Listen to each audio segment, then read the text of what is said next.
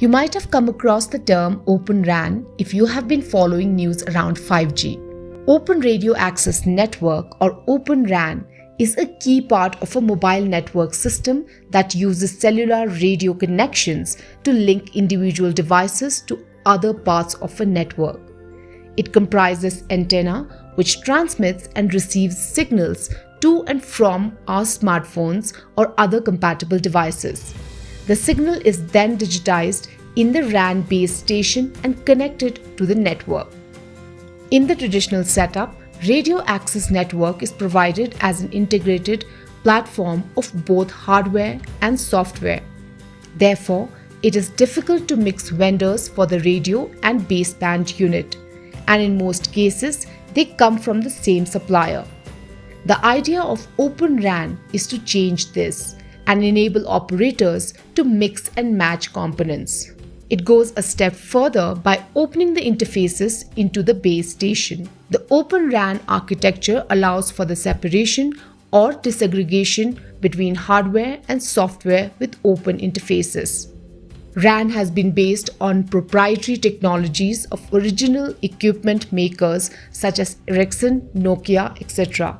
With Open RAN, telecom players would have the flexibility to use in-house solutions or solutions from multiple vendors for RAN services. This would allow telecom operators to look beyond traditional vendors, thus creating opportunities for lesser-known vendors from abroad as well as from home to be part of the growing 5G ecosystem based on their innovation competence. Network flexibility is another advantage of the Open RAN architecture. Being software-centric, it is scalable, agile, and best of networks with improved network performance using artificial intelligence and machine learning. Last but not the least is cost. Open RAN would reduce a telecom operator's network deployment cost as it is interoperable with other networks such as 4G.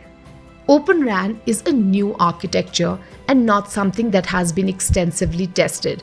Therefore, there are several challenges in the path to implement Open RAN such as latency issues, operations, and maintenance.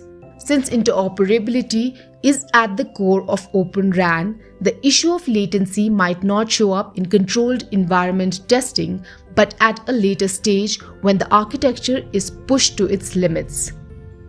Likewise, servicing and maintaining a multi-vendor architecture can also pose a big challenge for service providers. If you like this video, share it and subscribe to Business Standard.